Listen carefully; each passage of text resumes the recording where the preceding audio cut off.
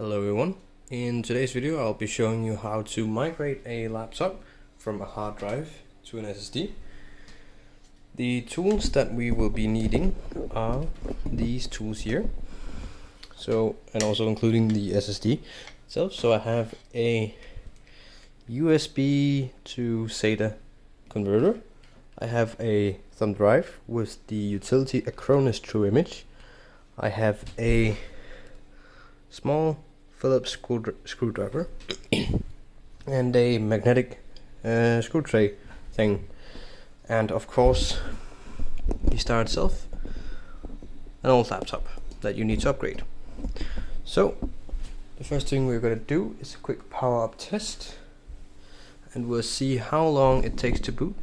If I remember, I will put a timer down below so we can time it. Of course I already know that it's going to be faster with this SSD. The SSD that I have is a, let's see here, 240 gigabyte Kingston SSD, and that's what I'm going to be putting in it. Currently it has a 300 gigabyte hard drive, which I will be replacing because it is painfully slow, as you can see, both at booting up and at just doing regular tasks like opening Chrome and opening Minecraft. So you can see it has now reached the desktop. I'm going to power it back down, and we will be replacing the SSD. Some error, great, typical Windows. So let's just let it finish power down and disconnect the AC power adapter. We'll wait for it to finish. Just remove the cable from my feet so I don't trip over it. We'll close the laptop and we will put it on the back side. Let me just adjust the camera here. Yeah, I'm doing this on my bed because this is the surface that I have available currently. But we're going to start by pushing these two levers together, which will allow us to release the battery. You should not attempt this with the battery inserted, as you could short something out. Now, this is actually quite easy to get off. On most laptops you have to take a couple screws off on the back panel, and the worst case scenario you have to take the whole thing apart. But on this one, actually, you can just push. You can push these together, like so, and this cover just pops off. Like, actually, HP made something useful for once. So now comes the time to take out the drive. So we will just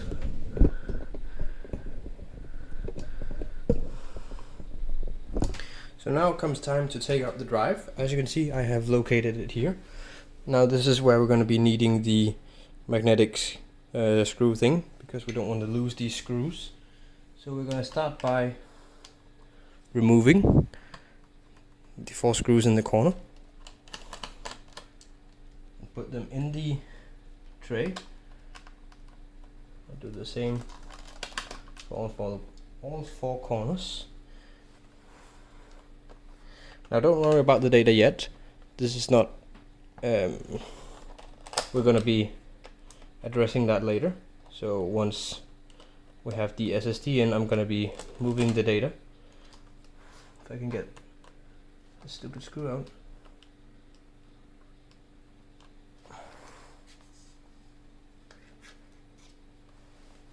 There you go, I lost the screw. And one last one.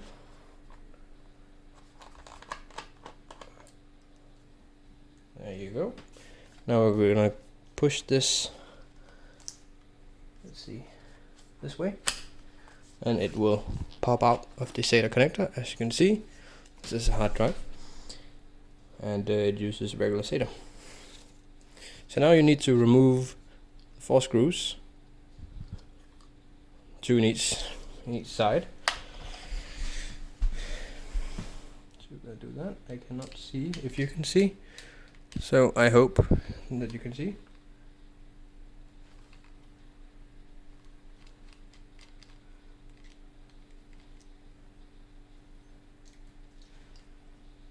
And again, it is important that you do not lose these screws,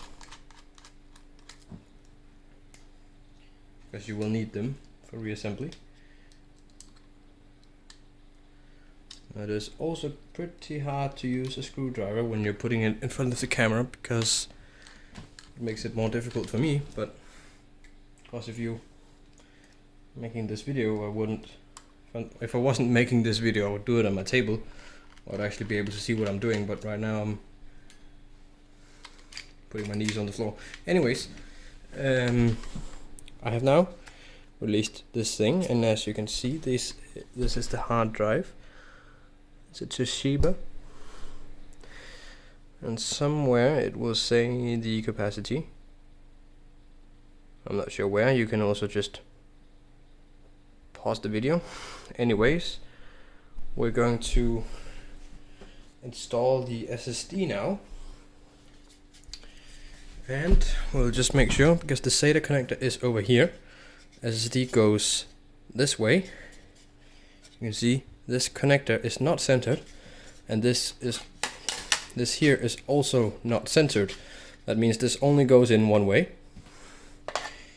And you also have to make sure you put this on the right way, just like it came out. This flap here was on top, and as you can see, there's a metal thing here, so you obviously don't put the connector here, because then it will get blocked. So you put it this way, where connectors are not blocked. So just get the screws installed.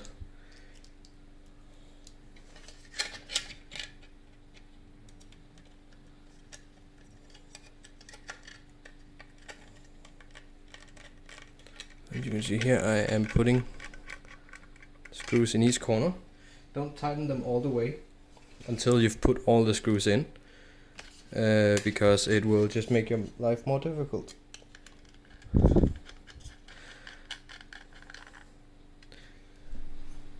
Get another screw.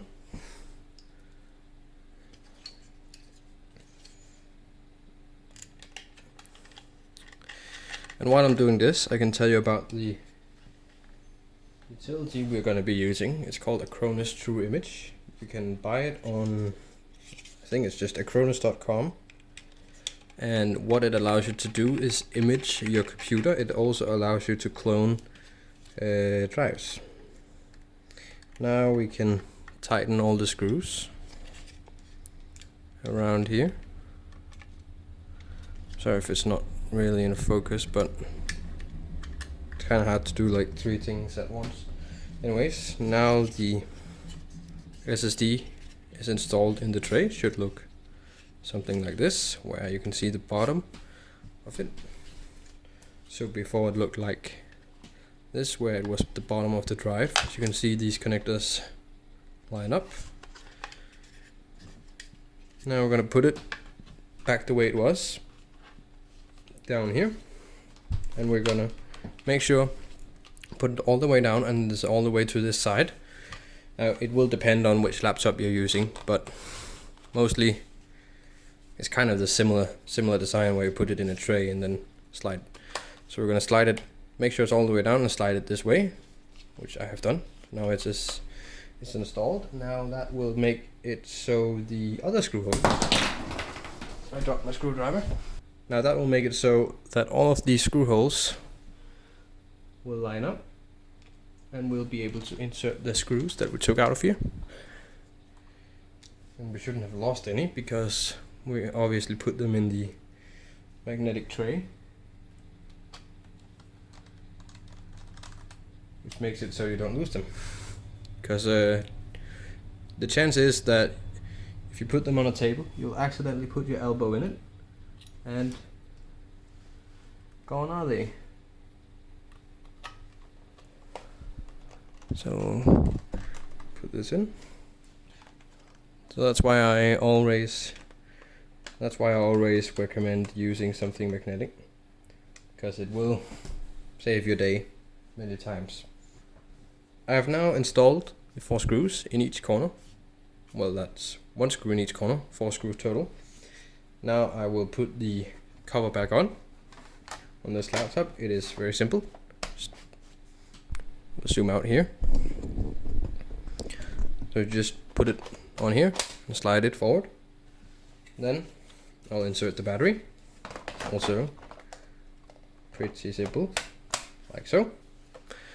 And now what we will be doing is using the Acronis Utility to move the data from this hard drive to the internal SSD that we just installed.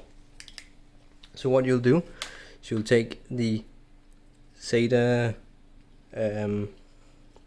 USB thingy and you'll connect it to your old hard drive,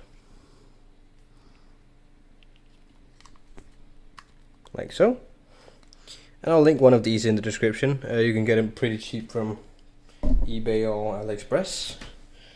Now, this exact one that I have here requires 2 USB ports.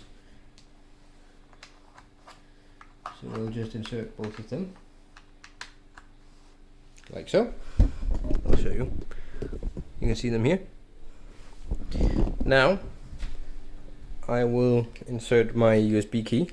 This is my multi-boot USB drive, but you can create use a simple 8 GB or just 1 GB USB drive and create Acronis media. Once you have installed, if you've purchased a license, you can log into the website and download the ISO file for the bootable media, and then use the program called Rufus to make a bootable USB. So that's basically what I have here. I just have other things on it too. So it's a multi-boot. I'll just insert this over here. Now that you've inserted the USB, what you will have to do is boot up the laptop while hitting either delete, escape or enter. Then you'll have to look for something called boot menu. If that does not exist, you can enter the BIOS and set up the boot priority to prioritize your USB drive. You'll find this under the boot menu, and it's called hard drive boot priority, where you can set the priority of your drive. You can put the USB drive at higher priority than the internal drive. What I've done here is just enter the boot menu, and by doing this I will override the default boot priority that is in the BIOS. Now this is my multi-boot utility. What I'll do is I will boot up the Acronis 2020 utility. This will be exactly the same as just downloading Acronis and creating a bootable disk instead.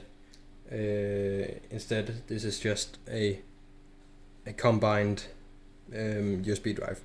I have a video showcasing this, and in the future I plan on making a video on showing you how to create this type of drive. But I have a different video showcasing it, where I show what it can do and the benefits of it. But if you want to see a video showcasing how to create one of these multi-boot USB drives, definitely subscribe and turn on the notifications, because I will be posting it sometime at some point, so you don't want to miss it. But I think this is going over USB 2, so it will take a while to boot up. Preferably you would plug in your external hard drive to USB 3. That will make it faster to clone to the internal drive. But it doesn't really matter if you're just leaving it overnight. It doesn't matter. So I'll just use whatever. Now actually would be a good time to reconnect the power adapter. Because you know what really would suck is running out of power while this is cloning. So I'll just find the power jack and connect the power adapter. Now then we can make sure that it doesn't run out of power. Now what you're looking at here is the Acronis Utility itself. what we're going to do is go in the Tools and Utilities menu, and we want to clone a disk.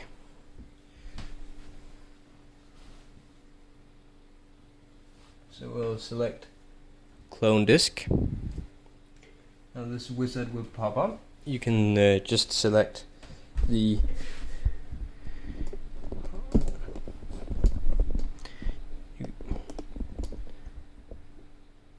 you can just select the default automatic one. Now here it's giving me an option to choose between these two drives that I want to clone from. Now one of them is my USB drive and the other one is the external hard drive with our SATA adapter. So I want to clone the external hard drive. So we will select that and we will hit next. Now this will take a while because Acronis has to scan the drives and do some magic. So it's not cloning yet, but it's just scanning the drives and doing some stuff, and it's quite slow at it, but yeah, it takes a while. Okay, now that it has finished scanning the drives, we will select the destination drive that we want to copy the data. Okay, so now that it has finished scanning the drives, we will select the destination drive that it will copy the data to. Now here it is very important, and it also is very important that you select the proper source drive and the proper destination drive, otherwise you will screw up your data and it will be lost. So for here, because this is a brand new SSD that I'm putting in the machine, it is very cut out for us, because as you can see with this 220 gigabyte drive, you can see it says not initialized.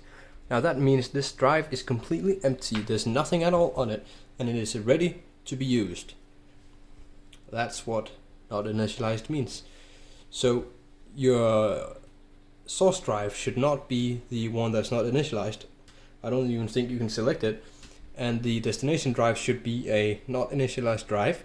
If it is not initialized, if it is initialized, it won't say, but if it doesn't say not initialized, you should make sure either identify it by the brand or the size. You should just make sure it's the correct drive, otherwise you will lose your data if you screw up. So we'll hit next. Now you can see a summary. This summary will tell us what the partition table on the new drive will look like before and after. It will automatically resize the partitions. For example, here I'm going from a 300 and something gigabyte drive to a 200 and something gigabyte drive, and it will automatically resize the partition and everything to fit on the smaller drive. Obviously, it cannot do that if you have filled up your drive. If you have a 500 gigabyte drive and you filled it up completely and you're trying to move it to a 200 gigabyte drive, it will not fit. But if you have a 500 gigabyte drive, you're using 50 gigabytes, it will be able to shrink the partition in order to fit on the smaller drive. Yeah, that's it. That's what's so great about this utility. It does everything on its own. You don't have to tell it that you want to shrink the drive. It will just say, oh, there's not enough space, I'll shrink the drive. So anyways, enough rambling. We will again just double check everything. Now once you've double checked everything and made sure everything is correct, you can hit proceed. This is the point of no return, so if you have screwed something up earlier, you can still undo it until you hit proceed. So now it is actually cloning the drive over the USB connection here.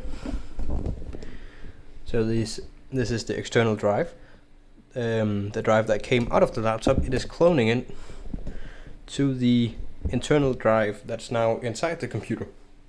Now once this is done, we will be able to disconnect the old drive and we'll be able to boot off the new internal SSD, and it should hopefully be 10 times faster. You should see great improvements in boot time and in Chrome starting up and whatever else you do. You shouldn't see any great FPS improvements in game, but you should see better loading times and all that good stuff. Now, one thing you can use your old drive for, now I won't be using this drive for it, but if you don't currently have a backup and you're doing this to your everyday system, you could use this old drive. Excuse me, I'm burping a lot. You could use this old drive as a backup. So once in a while, you can boot up this utility again, and what you can do is clone from the internal drive, so you're doing it in reverse from what you're doing now. So when you want to take a backup, you can do it from your internal drive and clone it to the external drive.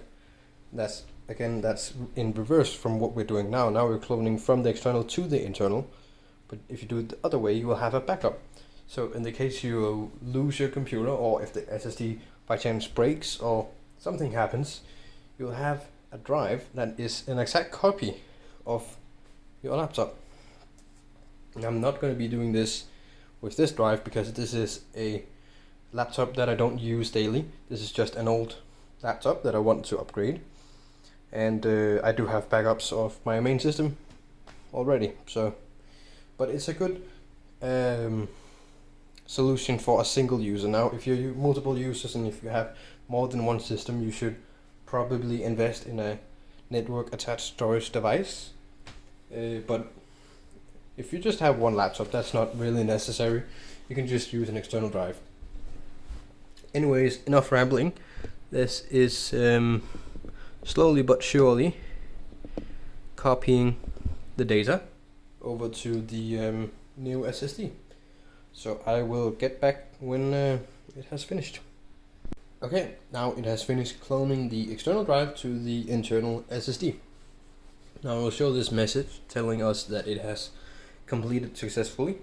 And now to use the system, to use this drive in the current hardware, just turn off the computer, remove the external bootable media and turn on the computer. Now they also have a utility which is quite smart. If you want to migrate your operating system from, for example, an old computer to a new computer, you can clone the drive to the new computer's internal drive and use the Acronis Universal Restore utility to change all the Windows things to work on a new computer. So you don't have to reinstall Windows. You can clone over your existing Windows install and put it on a new computer, which is quite nifty. That's not what we're going to be doing today. Today we're going to just be using it on the same hardware. So we will power off the computer and we will remove all the things as it told us to. So just hold down the power button, remove the external USB drive and remove the Acronis media. Now power on the computer and we'll see if it boots faster. I'll just remember to put a timer down below so we can see if it boots faster. Already I can tell that this is way faster. Again, doesn't require a lot to beat a hard drive like this one, but as you can tell, like I didn't even have to count. I can just see that that's way faster. So we'll try to launch Chrome. As you can see, boots up. I'll close Chrome, open Chrome. You can see it boots up. We will open Explorer. See, that opens up pretty quick. Now it's not, the most snappy. We'll try to open settings.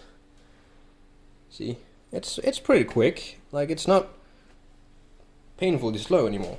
It was like not painfully slow before, but it was pretty slow opening up different things. But as you can see, it's pretty fast. So that was a tutorial, kind of, not really, just me migrating my computer to a my old hard drive to a new SSD. Whatever. I can't speak. I'm tired. Anyways, this laptop now has new life, and